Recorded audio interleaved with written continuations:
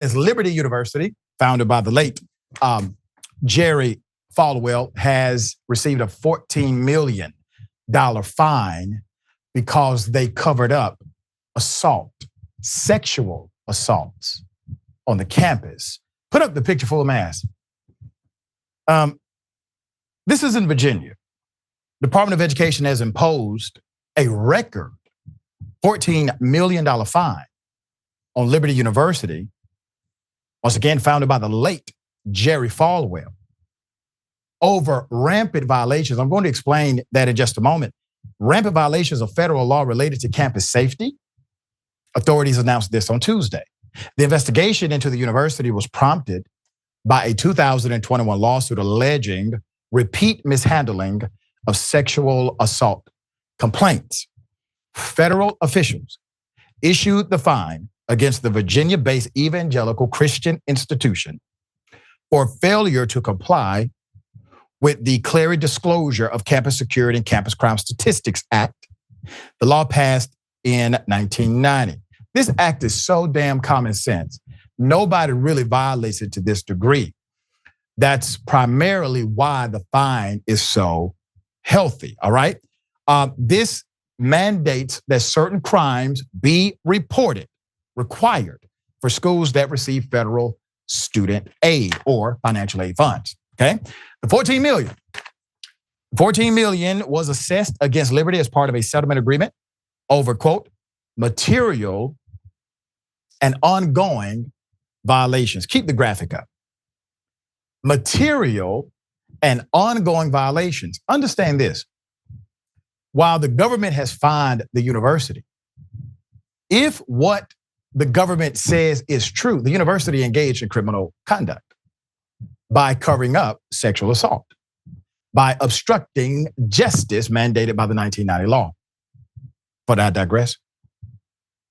So according to the material violations or the violations, they are or were in violation of the treatment of sexual assault survivors. The Department of Education said in the press release, quote, "This is the largest fine ever imposed for violating the Clery Act ever since 1990.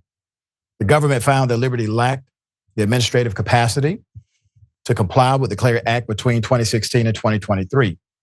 As a result, the Jerry Falwell founded university issued inaccurate and incomplete annual security reports, failed to collect, disclose, properly classify, and properly publicize crime statistics. They also failed to issue emergency alerts and campus-wide warnings.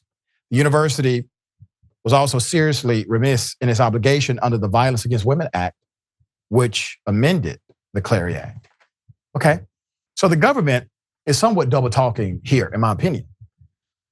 They cite these are extreme violations. Now you have to remember, Liberty University is a very wealthy university.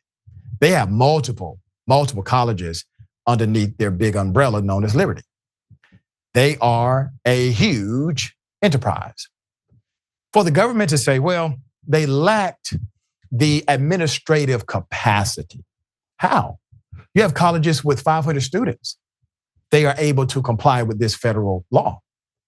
This college has thousands, and they are not. Doesn't make sense to me. They receive federal financial aid, which basically means any kid 18, they get a blank check from the government to go to their school. There's more. The department found that among other crimes, you heard it, crimes, the university was especially negligent in documenting the Violence Against Women Act offenses for stalking, domestic violence, and dating violence when at least one of these incidents occurred as part of the same transactional occurrence as a primary criminal offense, according to the regulators. A part of the agreement, Liberty agreed to spend $2 million over the next 2 years on campus security and compliance upgrades. Okay, so they got the money. They have the money. While the university maintains that we have repeatedly endured selective and unfair treatment by the department, the university also concurs there were numerous deficiencies that existed in the past. The school's press release goes on. We acknowledge and regret these past failures and have taken these necessary improvements seriously. However, that statement doesn't match the past actions of the administration. Quote, victims of sexual assault. This is their quote. Victims of sexual assault felt dissuaded by Liberty administration's reputation and punishing sexual assault survivors rather than helping them.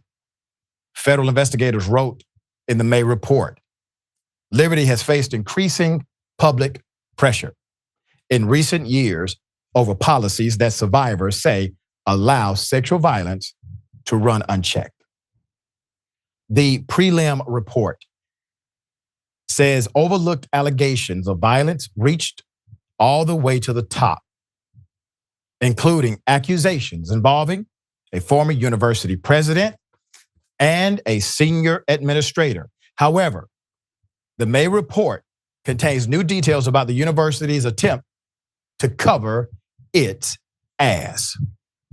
Education department investigators, for example, discovered that senior officials in the HR department sought the assistance of IT to wipe certain computer hard drives on April 26, 2022. Understand, this is the HR department calling IT to cover evidence. Your human resources department is engaged in a criminal conspiracy. There's more. The very week that the review team first visited the campus, survivors filed a lawsuit in 2021 against Liberty saying it had ignored their reports while enforcing a code of conduct known as the Liberty Way. Started to sound real occultish now. So they have their own code of conduct outside of the government called the Liberty Way. Okay? It continues. A dozen women settled with the Lynchburg, Virginia University the following year in an agreement that remains private. In 2021, ProPublica documented how women who had been faced potential violations of the school's code when they reported what happened to them. Some were told they would get into trouble because they had been drinking. Others recalled how university staffers discouraged students from reporting when they were assaulted. The assault, college administrators argued, proved they had had sex before marriage. That is against the Liberty Way, which was against Liberty's honor code. Several said college staffers altered or removed evidence tied to their reports. Ladies and gentlemen, I must remind you again, this is all criminal conduct. Put up the picture of one of the most infamous moments of Liberty University. And let me say this, a lot of people go to Liberty University, and I know I'm going to get the emails and tagged on Twitter. I don't give a damn. And I'm going to say it clearly.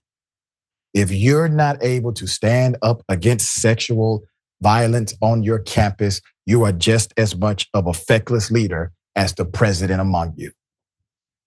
Liberty University's former president, Jerry Falwell Jr., had to step down after this picture that was posted and then deleted on Instagram sparked controversy because of the strict Liberty Way code.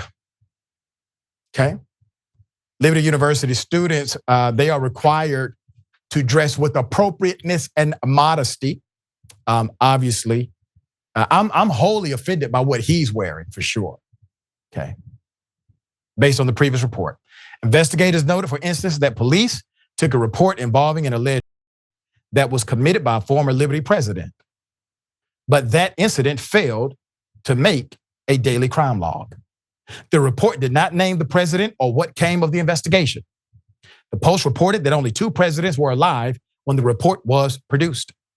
The junior Falwell and John Burrick, a member of the board. Burrick did not return requests for comment, but Falwell told USA Today that he had never heard of allegation involving a Liberty president while he was at the institution. He said he had spoken to Education Department investigators a few months back, but they did not ask him about the allegation involving a former president. Well, sir, that's what happens when you're the target of the investigation. They get information elsewhere. They know you're going to lie. All right, Wosny, big, bad, Liberty University, one of the most well-attended Christian universities in America, covering up crimes. What say you? I wish I could say I was surprised, but this tends to be the case whenever an institution ends up finding themselves embroiled in controversy or something that they obviously screwed up at. They go to the ass covering immediately. And the true shame of this, as you know, Dr. Richey, is that an institution, purporting to call itself Christian in origin, would put PR and other interests before the interests of actual people. The Yep. people come last in this case. And that's the saddest part in my mind, is that an institution that claims to be walking in the footsteps of Jesus Christ himself would treat the victims of sexual abuse this way and neglect their care and actually go beyond that, go attack these people and make them feel as if they're doing the wrong thing by reporting their victimhood and attacks is crazy. But again, we can't say we're surprised. And then we know the history of Liberty University itself.